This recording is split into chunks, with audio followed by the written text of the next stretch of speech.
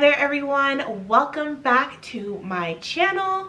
I have decided to kind of start a new segment here on my YouTube channel. One thing that I love that I feel like a lot of people don't know about me, well, if you know me well you know this, but if you don't know me well you don't realize, but I am a huge bookworm, huge book nerd. I was in middle school, high school, I brought a book with me everywhere. Even if I was going to the grocery store, I would walk in the grocery store and read at the same time. That was just me growing up, and I'm still kind of like that today. A little bit less obsessive, but I definitely read at least one book per week. A lot of the times more if I'm really in love with whatever I'm reading. Usually series. I usually read series. I'm hoping that there'll be some fellow book nerds that really love this content and you can like book club with me. I hope that you will join me in reading some of these books. At the end of each video I will try to say like which book I'm going to be reading next. Some of these might end up being me reviewing the whole series or parts of the series. Some of them might be book by book, just depending on, when I get around to filming a new video or how long it's taking me to read a book. So hopefully we can all kind of, do this reading journey together. And I hope it inspires some of you to actually pick up a book and read.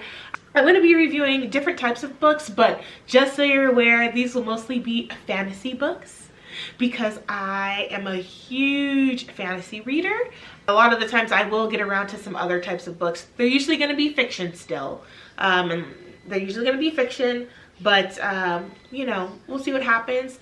Also, I love book recommendations. So if you have something that you're just like, you have got to read this, throw that in my comments. But without further ado, let's get into it. For today's review, I am actually going to be reviewing Harry Potter. Why? Because I am actually finally rereading this. I've reread it a few times, like the series through, but it has been quite a while. I don't think I have reread the full series since I was a teenager. I was thinking about doing a book review of like, like The Bargainer, the other really popular fantasy books, which I have read, but I read those a few months ago, and as I was thinking about it, I was like, I don't know if I could give a really good review on this because it's been a few months since I've read it and I don't remember everything. So I'm gonna have to go back and reread them before I can actually read them. What I'm gonna do today is I'm just going to review books 1 through 3. And stop there, and then I will continue reading, and then I'll probably do like either 4 through 8 or 4 through 7 altogether. So I'm a huge Harry Potter nerd. I watched pretty much every book or every movie in theaters with my dad growing up.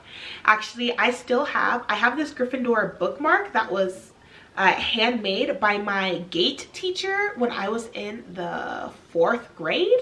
It's still my bookmark that I use for every book, so it's cold in my spot in Goblet of Fire. But let's talk about books 1 through 3. And I'm not really gonna go book to book and talk about it. I'm just gonna kind of talk about the 3 together in total and my general thoughts as I reread them, especially as I do a movie comparison. Trust me, you are not going to get a movie hate review from me, because I personally love the movies too, as you might be able to tell. I think they are both great in their own ways. I don't actually think either one is better than the other, especially as I reread all of these. I think that they both have such amazing qualities that I don't think either of them is better than the other. I know that might be a hot take because most of us always say that the book is always better, but I think that they are both equally as good for different reasons. J.K. Rowling is so good at world building. She is a world builder. You spend so much time, so much time in all of these books just learning about what is Harry's world that he's dealing with right now that causes the things that are about to happen in the future. And it was really funny because as I'm rereading every single book, right, you're reading Sorcerer's Stone, and right in the movie, in the first movie, yes, it does spend a lot of time, like, you know, getting you up to him actually getting his Hogwarts letter. It spends a decent amount of time. But in the book, like, literally you get through almost half the book before he even, you know, gets to Hogwarts. You get to spend so much more time learning about the Dursleys, learning about who they are, how they act, you know, why do they, you know, hate Harry so much. They just have all of these rules, and you really just get to see the extent of that. You get to see a little bit more the extent of how much they really baby Dudley. And you also get to see how much more he like bullies him. And it's not just Dudley, even the friend is bullying Harry. And you know, you get to learn he gets bullied at school because Dudley is such a bully that everyone else doesn't want to get on Dudley's backside by being nice to Harry, so they all like treat him like garbage too.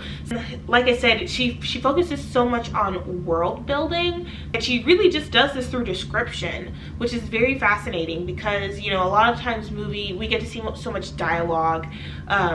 But it's really interesting rereading this and seeing like those movie creators really had to create a lot of the dialogue themselves, because she doesn't actually put that much dialogue into her books. It really is, a lot of the stuff is just the descriptions of, you know, what Harry's visualizing that the directors had to change into dialogue. So I really thought that a lot of that was really fascinating as I'm rereading it. I also find it really hilarious how horrible JK is at action.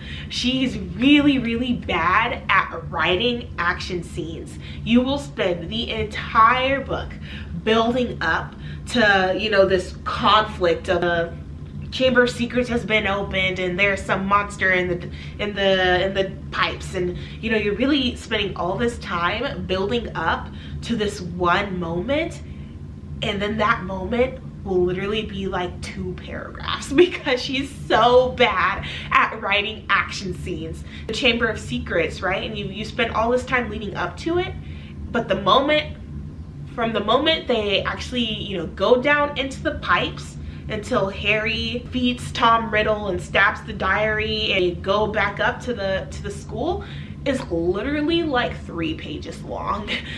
It's literally like 3 pages long. The actual conflict resolution and getting to see the action scene and everything like that. So good thing that the movies really added on some of those things, so at least as I'm rereading it, I can sort of picture what this could have looked like if it was a more fleshed out sort of fight. But some things that I am really loving on my rereads, one is Neville. I know everyone loves Neville, and he's kind of the very much unsung hero. You know, getting to see Neville, especially in the Sorcerer's Stone or the Philosopher's Stone. I actually read the Philosopher's Stone this time around. Getting to see Neville is basically, it feels like it was written to actually be the 4 of them. You know, the 4 of them were supposed to be this dynamic group that went and did things together, because, you know, Neville is in like all of these scenes. And when they're all running away from Filch, you know, because they accidentally got into the hall on the 3rd floor or whatever that's supposed to be forbidden to all students because it's hiding Sorcerer's Stone, Neville's there with them. You know, Neville was there in that scene in the book, but you know, he gets cut out of it for the movies. Though I do understand why the movies did it, because it's really only like that for the first book, where Neville really is playing a much bigger part. In the next books, you know, 2 and 3, it drops back down to where it really is more just Ron, Harry, and Hermione. So I definitely understand, you know, why the directors, especially since, you know, I believe all 3 of the books had already come out before they started filming the first movie. So I can understand why after reading the first 3 books you would go, ah, well, you know, Neville is great in the first book, but he really drops down. So we really should just focus on these 3 characters. And someone else who they took a lot out of is the Weasley family, which I feel like people don't talk about a lot. Rereading this, it's really fun, especially seeing Fred and George also kind of treat Harry more like a little brother. They're giving Harry advice, or joking around with him, or, you know, making him feel better when he's having a bad day. You know, they're really like a part of that story, rather than, you know, just for comedic relief like they're really used in the movies. Because I think it really does, I mean, yes, they are hilarious, and they love jokes and tricks, but also they provide a lot of really, you know, nice moments for Harry. I especially love in the Chamber of Secrets, where they help Harry escape from the Dursleys' house in the car. And yes, you get to see them in the movie, but they don't really say much. It's like Ron is the one who's like, help him. But in the books, I love how, you know, Fred and George are like, oh, don't worry, Harry, we'll go and rescue your trunk and stuff, because it's actually being kept downstairs. So it has a little bit more attention there, and just things like that, where they're really playing a bigger part in the series. All right, so now one of the obvious differences, right, are the interactions with the ghosts, right? I know a lot of the times, a lot of us like to talk about Peeves. He plays a pretty big role in the books and was completely removed from the movies, which is something that I don't understand. I don't understand why they did this in the movies. I know, you know, I'm sure there are lots of reasons that people have come up with, but and this isn't a hot take, a lot of people believe this, but I really do think that Peeves adds a lot of fun to the series and to the story, but also Peeves kind of causes a lot of the conflicts that we see happen. He's actually the catalyst to a lot of it, you know. Maybe, you know, the reason that Filch ends up being able to almost find Harry or catch Harry is because Peeves is the one shouting, he's over here, come get him, or something like that. And Chamber of Secrets, when when people start to suspect Harry for being, you know, the heir of Slytherin, and Peeves is like ramping it up and making songs about, oh yeah, how it's him, and you know, he's trying to kill all the Muggles and stuff, and Peeves is making up the song, and it's freaking everybody out and causing them to believe it more. So I just think he plays a lot of fun in the story, and they should have kept that in. But I feel like people don't talk about Nearly Headless Nick enough, because I think that he really, you know, it's not like he's in the book so much, but there's a lot of really good scenes with him that I feel like they should have kept in. I mean, you already introduced this character, you might as well have used him. And I really love getting to see Chamber of Secrets, I believe, where they go and they actually attend his birthday party down in the dungeons, and the Headless Hunt shows up, and you get some more of that that dialogue with him, because, you know, they won't let him join the Headless Hunt because he's only nearly headless and not fully headless, and they show up to his birthday party and he tries to impress them, but it doesn't work. And I thought that was really cute. I know that they're dealing with a certain time frame, but I feel like there were some really good moments where he really would have shined, being able to interact with Harry. And now I want to talk a little bit about my favorite, well, we'll see if it's my favorite book now that I'm rereading the books, but definitely my favorite movie, which is The Prisoner of Azkaban. What I really loved reading the most is just getting to see a little bit more about some of the lore, or about the backstories of some of the characters and some of the items. Particularly, I love getting to see the full background of the Martyrs map. That is so much fun to actually get to see how this map was formed. So we get to learn that the map was actually created, you know, by Lupin, James, Harry's dad, Peter Pettigrew and Sirius, and that Mooney, Wormtail, Prongs, and Padfoot is actually those four. That is their little nickname for each of those four, and that they created the map while they were at Hogwarts, and getting to know that context, which they don't tell you in the movies, and I can't believe they don't tell you, because that context is so important. How does Sirius keep getting into the castle? You know, we're supposed to know that it's impenetrable, you know, you're not able to apparate into the castle. You know, they had the Dementors posted at all the entrances, so it's like, how did he manage to get into there?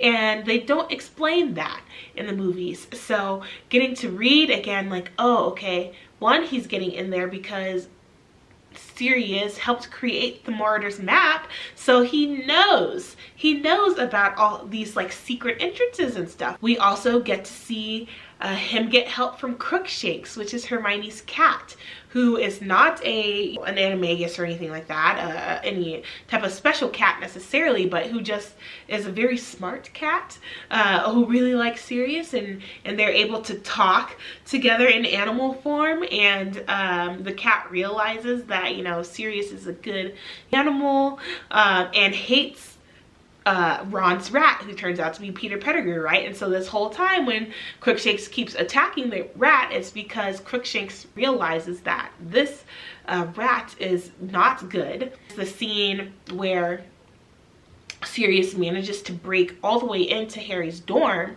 and lashes Ron's curtains. And how does he get into there? Well, it's because Crookshanks, the kitty cat, manages to steal Neville's list of passwords, because, you know, Neville has a horrible memory and he's writing down the passwords to get into the Gryffindor dormitory, and he's written them all down, and Crookshanks actually comes and steals those that list of passwords and brings it to Sirius, and that's how Sirius manages to get into Harry's dorm, right? So just those little moments, parts of them are shown in the movies, but it doesn't really tell you how they managed to do it in the movies. It just happens.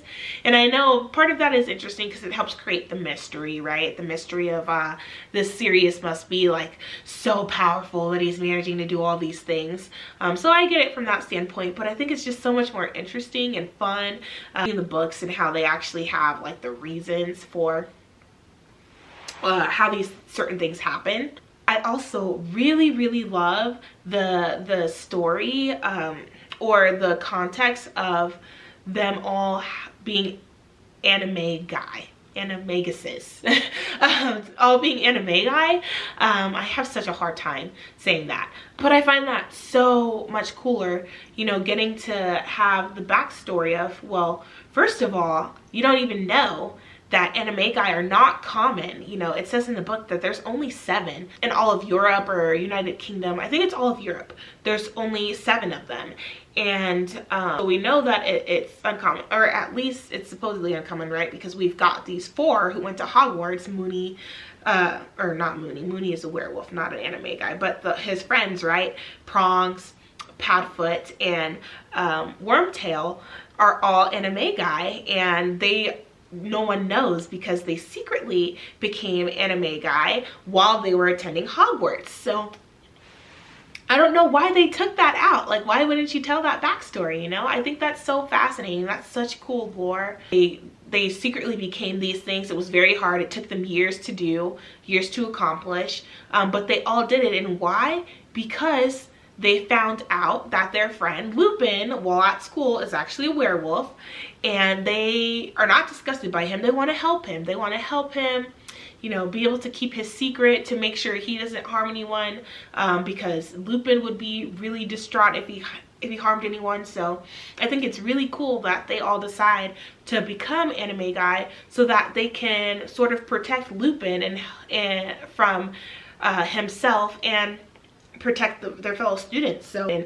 or just the lore behind why some of these things exist on Hogwarts campus, right? They don't tell us in the movies about the Whomping Willow, right? The Whomping Willow is this tree that, you know, protects itself by swinging and slashing, you know, these students, and you're like, why the heck do they have this freaking tree?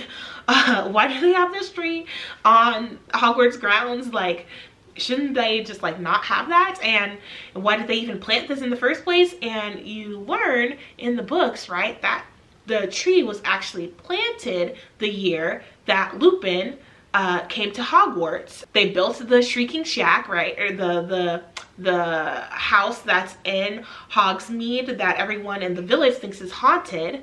They build that, and that's for Lupin. That's Lupin's home to be in when he's transforming into a werewolf while he's at Hogwarts, right? And they built this tunnel, the secret tunnel, to get him there from Hogwarts. And then they put the Whomping Willow at the entrance to that, so that so that no one else could, you know, go and find that entranceway and go and disturb it, right? So that's why they put the Whomping Willow there. That added context to it is so much more fascinating, and it also helps Lupin seem a little bit more scary, right? Because this whole we don't want a werewolf teaching at my school, but everyone loves Lupin, so it's like, well, why wouldn't you want him? Like, it doesn't seem like he's very dangerous, you know? I mean, he has that one time where he accidentally turns and stuff, but he's able to be controlled easily, so why, you know? This gives that added context of like, no, like, this is really a serious condition that he has, so much that they had to make all of these arrangements. And yeah, I feel like that's pretty much all I have to say about these books. Again, I feel like I could talk so much longer about all of them, but these really just are my favorite thoughts on some of the differences and some of the changes that I think were good on one end and bad on the other, from the books to the movies. And I just think, you know, if you haven't read the Harry Potter books at all, or if it's been a really long time since you've read them, try picking them up again, you know, or try picking them up. They really are just a lot of fun, fairly long books, but you know, there's just so much more world that you get to see, so much more just interaction with each other, and you really get to see a little bit more of get to understand Harry more. I think the books make Harry look better as well, right? Like, a lot of criticism that Harry gets is like, well, he doesn't even do anything. Like, Hermione's really the smart one, and not the only smart one, right? Harry does come up with a lot of these ideas or these solutions on his own, or it's really a joint collaboration. So it's really good to see Harry in a little bit better of a light, you know. I think they really do they really wanted a strong Hermione in the movies, which is great. I love that too, but Harry's a little bit less dumb in the books, and just laugh at, you know, how bad the action scenes are in the books, because even in Prisoner of Azkaban, again, you spend the whole, like, you get like halfway through the book, again, well, no, a little bit less than half for that one, but you know, still, you get through like all of the book, and it's just building up to it. And then the part where, you know, the actual action happens, where they learn the whole thing about Sirius and Lupin and do that, and he turns into a werewolf and all that thing, and then Harry saves him with the Patronus charm, and all of that stuff in the book literally happens in like one chapter. It's like one chapter, and then they go back and they do it again, and that's like half a chapter. And look, and you know, I'm literally like, I'm like right here in the book, and there's only like this much left of the book, and this is the only part that's the final action scene, you know. So I think it's just really fun to go back. Thank you all so much for watching this video. I hope you enjoyed it.